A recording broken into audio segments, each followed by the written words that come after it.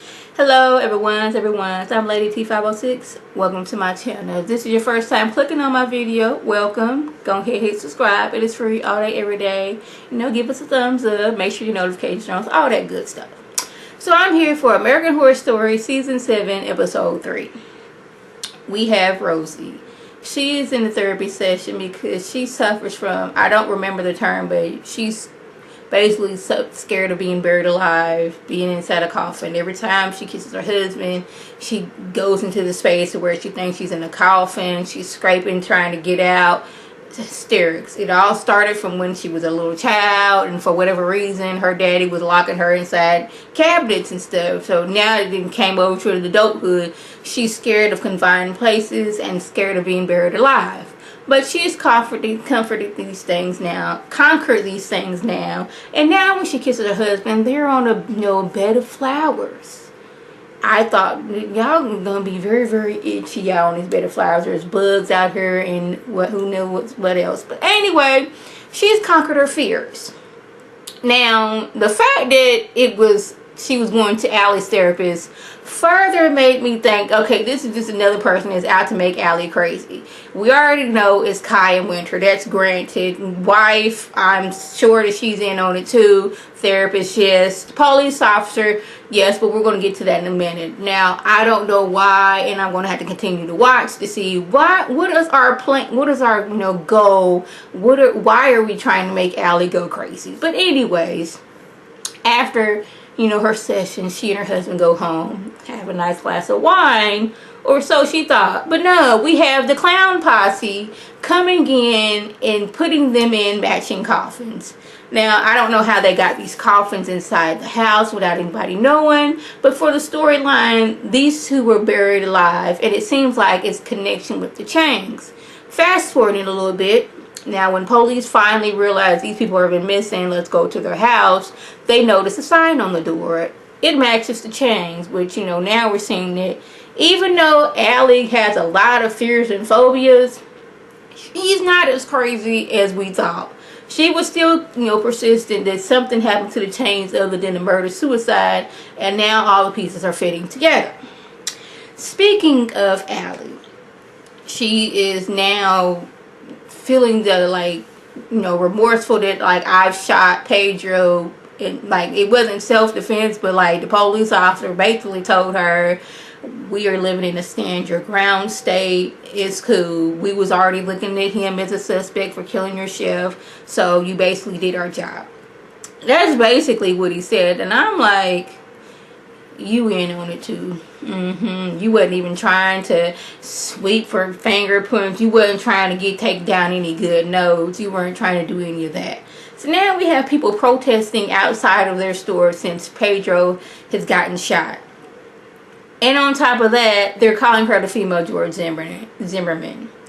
And Kai poofs up out of nowhere. I'm telling you, he was like Veronica Harrington from The Have and the Have-Nots. In any given episode, she was all over town in a matter of doggone 2 minutes. And Kai just popped up out of nowhere and talking about basically, you did the right thing. You shouldn't feel bad about shooting Pedro. But how can you not feel bad about shooting an innocent person? How can you not? Then we got the neighbors showing up at their house with a sombrero on. Yes, when they came up there with a sombrero, I was like, what y'all got going on? They saying that she killed an unarmed and Mexican American man, and she got away with it basically because of her white privilege. I guess since the husband, he done did him an Ancestry.com or 23andMe or whatever it's called, he done found out he got 10% Mexican in him, so he feels that it's his, authority and his rights to dog her. You just out here just shooting up random brown people. Is that what we doing? And you getting away with it using your white privilege? It's I didn't give you that gun to shoot them. And the wife was like, we don't want to live in a town with racists. Y'all should leave. She's like, I was here foremost.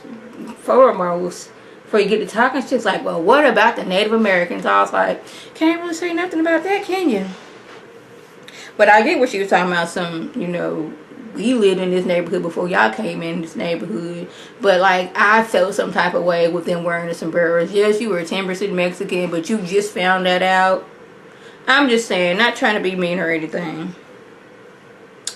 So yeah, we can see that clearly Allie isn't as crazy as she thought. Like I said before, she was crazy, but she and Ivy seen this truck that was looking all kind of spooky, shooting out some green fog the night before. We wake up and only in our yard is a whole bunch of dead birds. Now, we can't just say she's crazy. Like, Ivy, you see these dead birds too. And when are we going to check Winter for being the worst babysitter there is? Because, like, she just letting random and strange people in the house. I'm like, you don't know this dude. You're supposed to, like, check, okay, such and such is at the door. Can I let him in? No, you just letting people in. You already let eyes over there to the new neighbors and they didn't know nothing about them.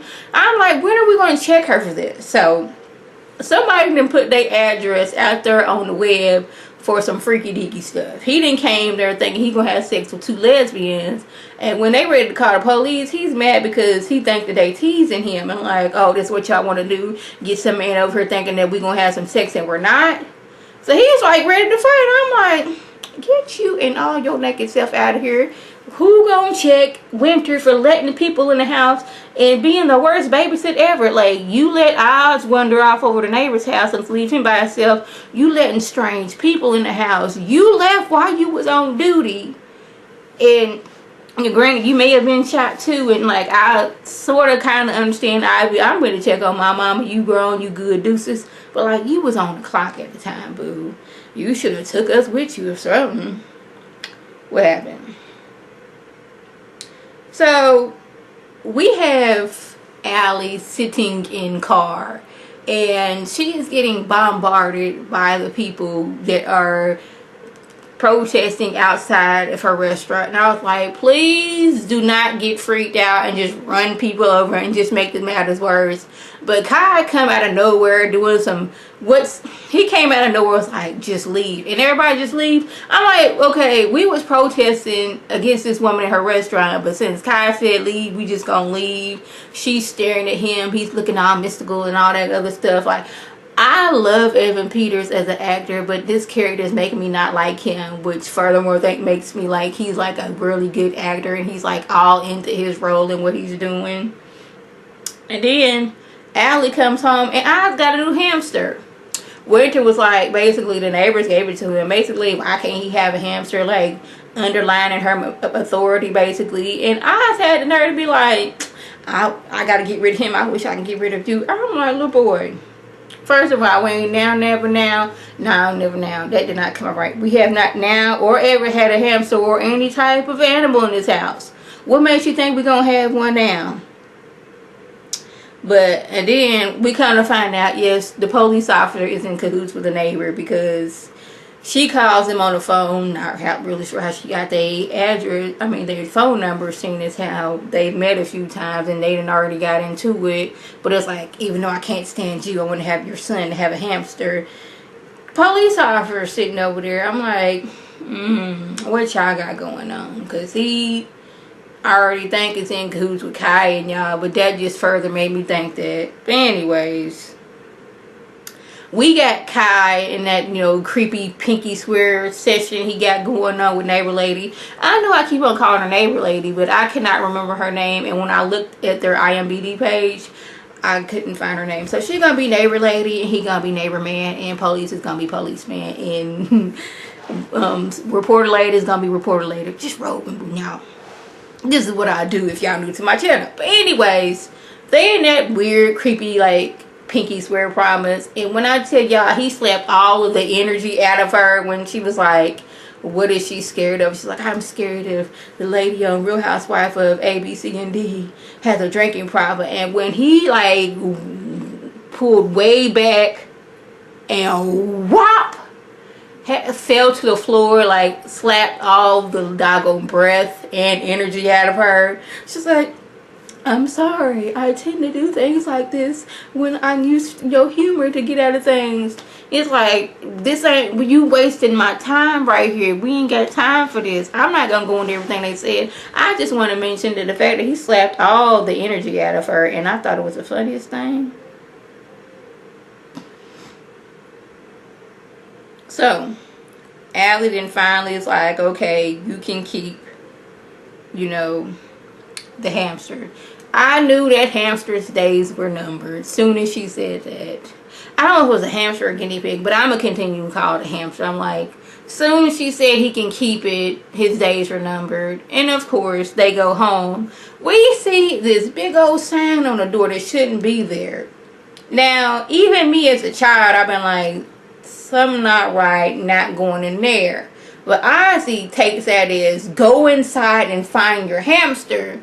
And we find hamster in the microwave and like exploding at the right time soon as they get in there. So now Allie's mad. Now Allie has, you know, all these fears and phobias, but she's always running into danger. If you think they done did that to this hamster, what you think they gonna do to you?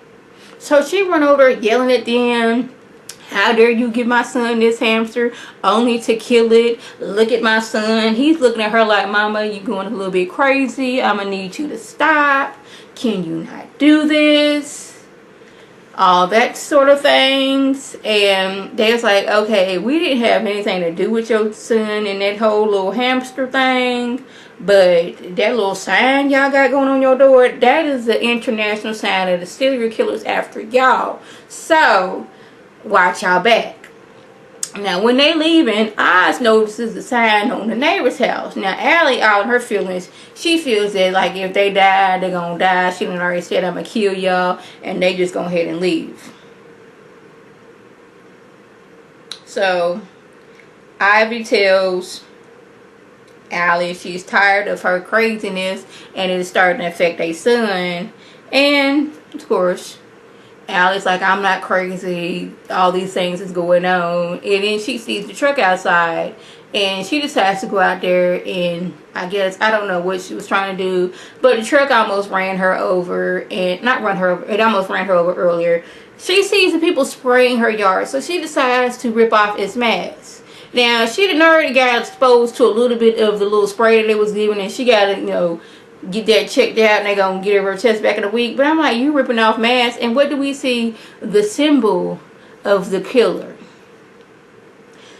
I want to know what is the whole plot thing, but I know I have to wait. I am the most impatient person. I want to know what's happening now. But if I know what's happening now, that's just gonna, like, the whole season's gonna be over with. But I'm glad that they're showing other people and what they got going on.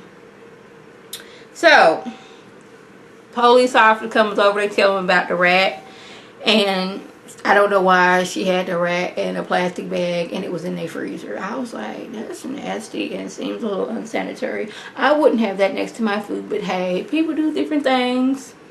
So Oz is upstairs screaming, and there is the video of Allie in the tub getting bathed by Winter. So now Ivy, she is hot as fish grease.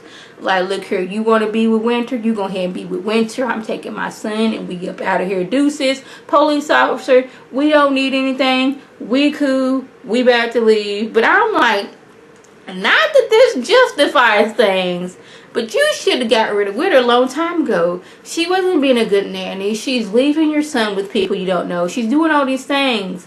Still, that doesn't justify, you know, what's going on over here. The next thing you know, we hear kicking and screaming.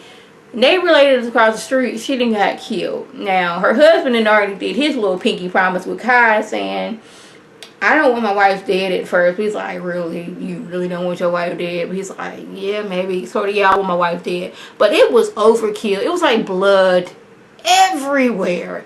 Like blood on the walls, blood on the stairway, blood on the grass, that symbol on the wall. Why Oz was in the house at this murder scene, I'm not really sure. It was a lot. So that was the gist of what happened. Now, I forgot to mention earlier that basically Ivy told Allie that you were too crazy to take care of our son. That's why we need Winter, and she didn't get it. Like, she just told you, girl, you can't even take care of our son. You too crazy. That's why we got Winter here. I thought that was funny. So that was the gist that went on. If I left anything out, by all means, leave a comment or video response. And like I always, I thank my subscribers and the people watching my videos. I want you to like this video, comment, and subscribe, and share this video with your friends on Facebook, Twitter, Instagram, and here on YouTube. This is Lady T signing off. Have a good one.